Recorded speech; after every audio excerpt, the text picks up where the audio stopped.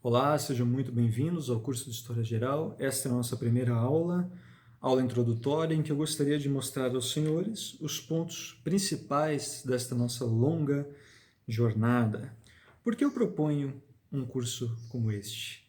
Para fazer frente à falsa noção de história que é ensinada nas instituições do mundo moderno. O relativismo e o materialismo tomaram conta da visão do historiador moderno e das pessoas em geral.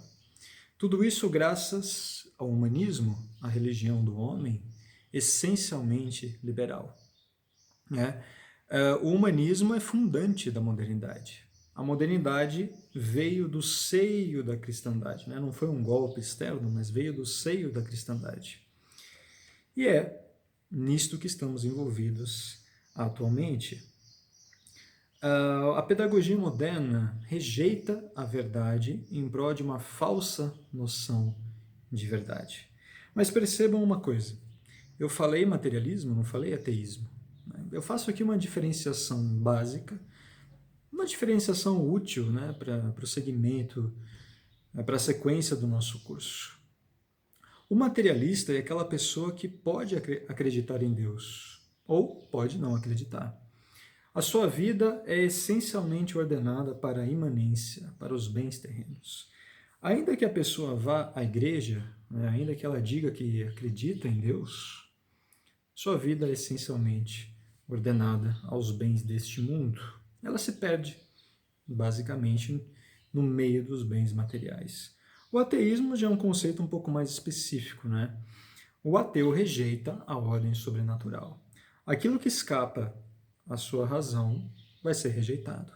Aquilo que não se apresenta aos seus sentidos vai ser rejeitado. Então, vamos usar esses conceitos ao longo das aulas, mas é bom lembrar o seguinte: esse relativismo e esse materialismo não nascem no mundo moderno. Eles já existiam na antiguidade. Mas no mundo moderno, eles se apresentam de modo mais grave, porque estamos em apostasia. A cristandade já aconteceu. A encarnação do verdadeiro Deus já aconteceu. Então, nós temos menos desculpas para o materialismo. Por isso que eu digo que é mais grave. Quais são os objetivos deste curso? Bom, a crítica da modernidade, relativista e materialista. Segundo lugar é a defesa da cristandade, ainda que não haja a sua restauração. O ser humano é feito para a verdade. Quando você defende a verdade, você adere à verdade, independentemente do que as pessoas ao redor estejam fazendo. É nosso papel defender a verdade e aderir à verdade. Terceiro lugar é a compreensão do fim da história, que é nosso Senhor Jesus Cristo, como nós vamos ver melhor daqui a pouco. Em quarto lugar, se eu puder contribuir para a formação de alguns professores de história, assim como fizeram comigo, será ótimo. Para aqueles, gostaria de contribuir em relação àquelas pessoas que têm uma mínima abertura à verdade. Atualmente, o estudante de história ele é preparado para compreender apenas fragmentos da realidade, eventos assim esparsos. E eu gosto de brincar com os alunos, Ele é treinado como se fosse um jornalista. Ele fala sobre coisas da ordem do dia. Quando ele é chamado a entender causas e consequências, quando ele é chamado à abstração, à metafísica, o seu desempenho é necessariamente pífio. O homem moderno não aboliu a metafísica, mas ele faz uma péssima metafísica. Nós vamos falar muito disso ao longo das aulas também.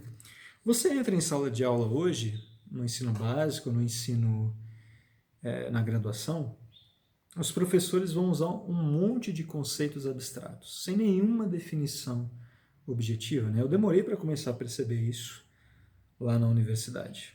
Um adolescente não tem nenhuma condição de compreender isso, mas, infelizmente, os graduandos cada vez menos são capazes de compreender esse tipo de coisa. Então eu gostaria de trazer para vocês aqui algumas definições básicas. Em primeiro lugar, conceito de ser humano. Eu passei anos na universidade, entre a graduação e a pós-graduação, e nunca definiram para mim, né, esse conceito de ser humano. Mas nós vamos precisar dele, bastante inclusive. O ser humano, de acordo com os bons estudos, é um animal racional. Nós somos compostos de corpo e alma, matéria e forma. Nossa alma espiritual, ela é imaterial, como diz a boa metafísica, e ela é eterna. Não eterna como Deus, né? Porque a nossa alma teve um princípio, mas ela não terá fim. E por nós termos uma alma, a nossa finalidade é conhecer a verdade, é conhecer Deus, justamente, né? O nosso fim é sobrenatural, ao contrário dos animais brutos e racionais, como o cachorro, o gato, por exemplo. Animal doméstico, animal não doméstico, não importa. Eles não foram criados para conhecer a Deus. Eles foram criados para conhecer algo do mundo. Existe uma hierarquia na criação. Isso também é rejeitado pelo homem moderno, né? A revelação nos diz isso e a metafísica também nos diz isso. Uma segunda definição diz respeito ao conceito de história no sentido cronológico. Ela é algo que tem um começo, um meio e um fim, contrariamente ao que diz o homem moderno. Ela forma como que um arco, né? E ela já teve o seu ápice, que foi justamente a encarnação do Verbo, o verdadeiro Deus que se fez verdadeiro homem. Depois disso veio a cristandade. Nós estamos na fase da decadência, né? Como eu disse, na apostasia das nações. As condições para a vinda do anticristo já estão ficando prontas, se é que já não estão prontas, né? E é então o fim dos tempos. O eixo da história é a cruz. É a cruz. Gostaria de trazer para vocês uma passagem, né, brilhante de Dom Marcel Lefebvre, no livro Do Liberalismo à Apostasia, que é, quase errei a palavra, apostasia. A sua edição de 2013, a passagem, né, se inicia na página 132. Eu vou ler para vocês, é um dos livros da nossa bibliografia. O centro de toda a história é uma pessoa, nosso Senhor Jesus Cristo, que isso fique muito claro. Pois como diz São Paulo, porque nele foram criadas todas as coisas nos céus e na terra, as visíveis e as invisíveis, quer sejam os tronos, quer as dominações, quer os principados, quer as potestades. Tudo foi criado por ele e para ele, né? Deus é o princípio e é o fim, é o alfa e o ômega. E ele é antes de todas as coisas, né? Não é correto dizer que Deus existe, né? Deus é. E todas as coisas subsistem por ele. Deus cria e sustenta a sua criatura. Deus não nos abandonou depois da criação, né? Como dizem muitos por aí no mundo moderno. E ele é a cabeça do corpo da igreja e é o princípio, de maneira que ele tem a primazia em todas as coisas. Vocês podem observar o primeiro mandamento. Porque foi do agrado do Pai que reside nele toda a plenitude, e que por ele fossem reconciliadas consigo todas as coisas, pacificando pelo sangue da sua cruz, tanto as coisas da terra como as coisas do céu. Do liberalismo à apostasia. Esse é o título de uma obra fundamental para nós compreendermos não somente o mundo moderno, mas a situação da própria Igreja Católica atualmente. Tem mais uma passagem que eu gostaria de trazer para vocês. Abre aspas para Dom Marcel Lefebvre. Jesus Cristo é, portanto, o polo da história. A história tem somente uma lei. É necessário que ele reine. É o reinado de nosso Senhor Jesus Cristo. Isso é a cristandade. Tudo submetido a Cristo, a Deus. Se ele reina, reinam também o verdadeiro progresso e a prosperidade, que são bens muito mais espirituais que materiais. Se ele não reina, vem a decadência, a caducidade, a escravidão sob todas as formas, o reino do mal. E aí fecha aspas para Dom Marcel Lefebvre. É exatamente isso que está acontecendo desde o século XIV, né? É uma decadência em todos os sentidos. É uma decadência teológica, uma decadência metafísica, é uma decadência lógica, é uma decadência moral, artística, né, educacional, em todos os sentidos. E é assim que vai ser até o momento final. Né? Claro que o homem moderno não percebe isso. Né? Como ele se baseia nessa falsa noção de liberdade, então isso vai ficar cada vez mais claro para nós. Né? O historiador moderno nega tudo isso. Para ele, a história é um eterno devir. Nós estamos caminhando aleatoriamente, ao acaso, os eventos vão se sucedendo, né? Então, o historiador moderno não acredita assim, não acredita nessa causa final, né, que é Deus. Então ele se perde, ele é incapaz hoje de enxergar o que está acontecendo no mundo. Né?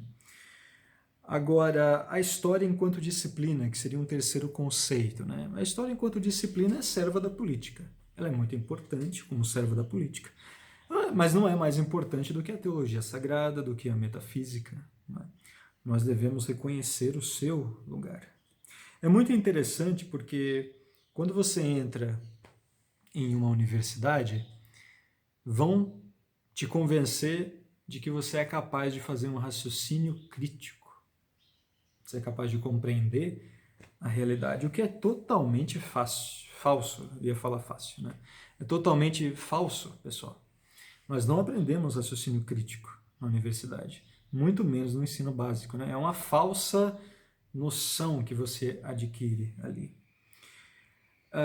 O historiador moderno não é que ele fique mentindo para você lá na pesquisa de mestrado ou de doutorado, mas ele vai aceitar verdades circunstanciais, né, eivadas de ideologias. Aliás, ele é capaz de dizer que tudo são ideologias, né? Então você não tem como escapar da ideologia, né? Se a verdade existe, você não a alcança nunca, né? Essa é uma das péssimas heranças que nós temos aí dos últimos séculos, né? Não é verdade, pessoal. Isso não é verdade.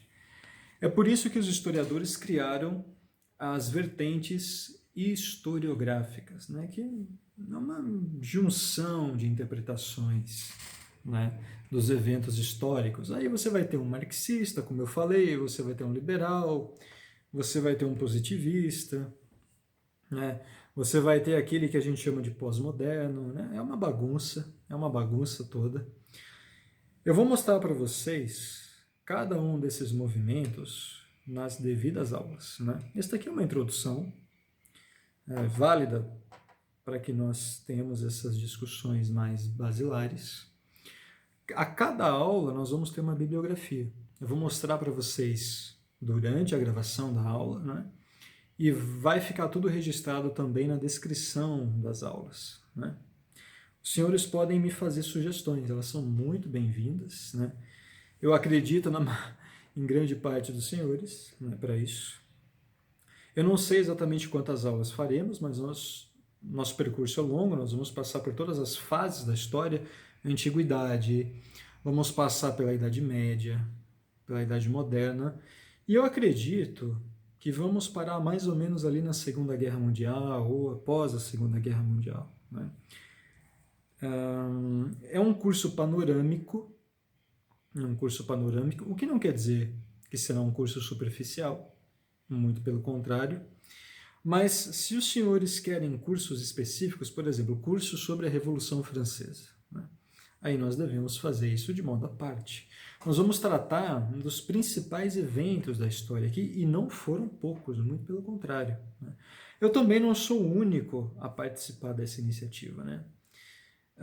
Eu tenho inspiração, por exemplo, do professor Carlos Bezerra, que também tem um curso de História Geral. Lá no seu canal do YouTube, Apostolado Glórias de Maria. Eu recomendo aos senhores que assistam às aulas do professor Carlos Bezerra, né? Sem ele, não haveria este curso aqui. É claro que eu tenho dívidas também com outros professores, eu vou mencioná-los todos aqui, nos devidos momentos, né? Muito bem, pessoal. Eu acho que eu não tenho mais nada a dizer, né, como introdução. Gostaria de agradecer muito aos senhores. Fiquem com Deus e nós voltamos na próxima aula.